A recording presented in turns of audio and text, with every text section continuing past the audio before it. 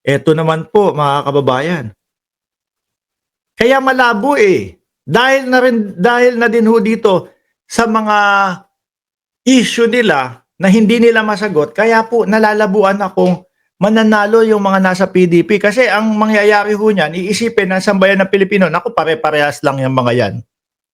No? Sabi ni Akin to, Sir Mark, paki-mention nga, madami ding iniwang utang si PRRD admin, kaya nagsasaper tayo hanggang ngayon.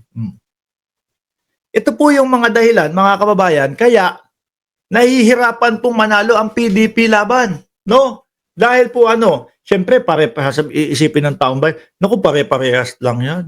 So si Inday Sara nga, merong issue doon sa Department of Education na imbis na libreng pakain, libreng amag. Diba? Hindi na pangasiwaan ng maayos. Yung libreng pakain ho, sayang ho yun. Alam niyo po, nung nandiyan ako sa Pilipinas, nag-aral ako. Shout out sa mga taga-Tondo dyan. Ako ay gumraduate sa Magat Salamat Elementary School. Sa totoo lang ho, meron kaming mga kaklase na wala talagang baon. No? Ako, ang baon ko nun, kung di ako nagkakamali, 5 piso. Mga kababayan. Yun ho ay taon ng 1990 hanggang 1996. Grade 1 to grade 6, 5 piso. 150 sa orange juice. 150 sa itlog. 2 piso sa tinapay. Nakakakain ako ng maayos doon sa aming sa aming recess. Kaya lang yung katabi ko na best friend ko walang pagkain, mga kababayan. No? Kaya ang ginagawa ko, hinahatian ko na lang po. So yung libreng pakain ho doon sa mga eskwelahan, yung pre-feeding o yung pre-feeding nga ho, mga kababayan, napaka-importante kung napangasiwaan po dahil alam natin marami tayong mga mag-aaral na hindi nakakakain ng maayos at wala talagang baon. Yung mga magulang, ang laking na nila, ang laki na po ng, kumbaga, tulong sa kanila yun. Na alam nila, yung anak ko kakain. Yung anak ko, merong inaasahang pagkain doon. Salat man ako ngayon, at least kahit papaano, papasok siya at may makakain doon. Hindi kawawa din. Diba? Sabi ni Joseph Machete, Quezon Elementary School ako, Boss Mark. Nasa likod namin kayo. Nasa likod. At, Sir Joseph, kapag kalabasan na, uwian na, pumupunta kami doon sa likod ng Quezon. No? Bumibili kami ng mga laruan doon sa harap ng gate ng Quezon. Isa ka din ba sa bumibili ng goldfish doon sa labas ng eskwelahan natin? Nakakamiss no? Mga bossing. Eto naman, yung mga laptops mga kababayan na binabanggit ko.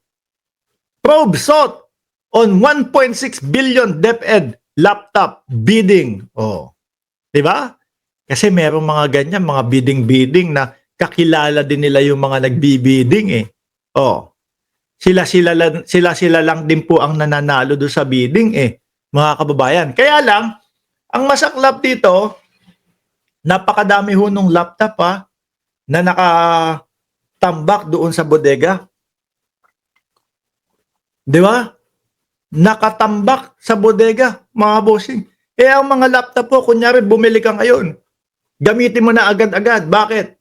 Nalilipasan ng panahon yan. No? Hindi pwede dyan na, ito binili ko to. 1 year gagamitin ko pag nasira na itong isang TV ko. Diba? Sa TV, ubra pa pagka reserva ko tong isang TV, pagka nasira na tong isang TV, sa laptop hindi. Nalilipasan ho ng panahon yan. At kapag 2 taon, 1 taon mong nagamit yan, mabagal na yan doon sa panahon na yun. Mga kababayan. Tapos ito, nandoon lang, natambak lang po. Basahin natin ang mabilisan dito. After being grilled last Monday by House panel on its proposed budget for next year, the Department of Education may now have to brace for an investigation on alleged rigid bidding for laptop and other electronic device when the department was still headed by Vice President si Inday Sara Duterte pa. Yung mismong ano dito, nanunungkulan. There seems to be a conspiracy in the bidding of laptop. Imagine, there was already a bidding and it's all favorable to the government. Then suddenly, there was a rebidding where there was 1% variance.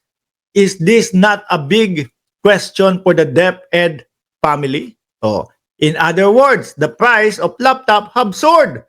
And it is because of the conspiracy of the people behind this bidding of laptop, Bongalon, who is part of the so-called Young Guns. In short, that was a rigid bidding. Yung iba ho kasi mga kababayan, sila-sila lang din ho yan.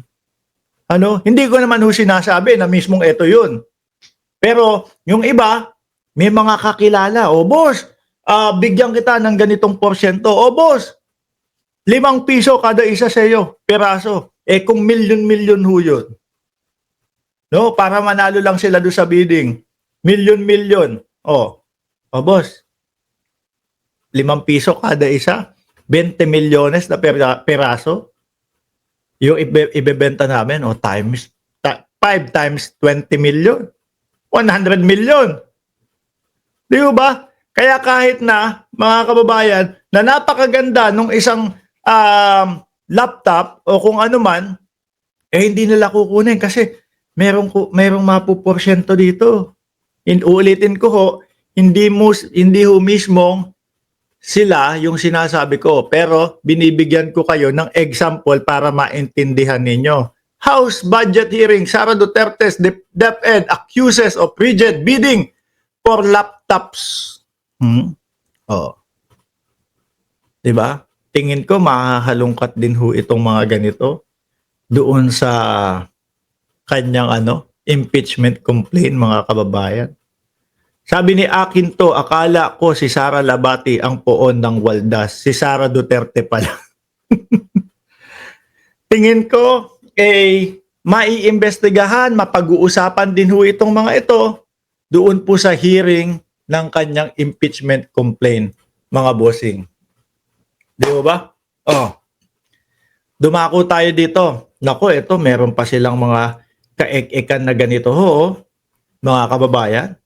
Vilma Belsonda, Ai Chang, Boy Rossi, no? Hello Mark, stay safe. We need Bam Kiko Castro Abalos sa Senado. Marky, kaya pala tiba-tiba si Inday, lustay pamor. Sabi ni Elmer Navio, grabe korupsyon ni Sara sa DepEd. Sabi ni, sino pa? Si Larry, noong panahon ni Apo Lakay, may Nutriban ang mga estudyante. Correct, no? Kaya lang walang amag yun.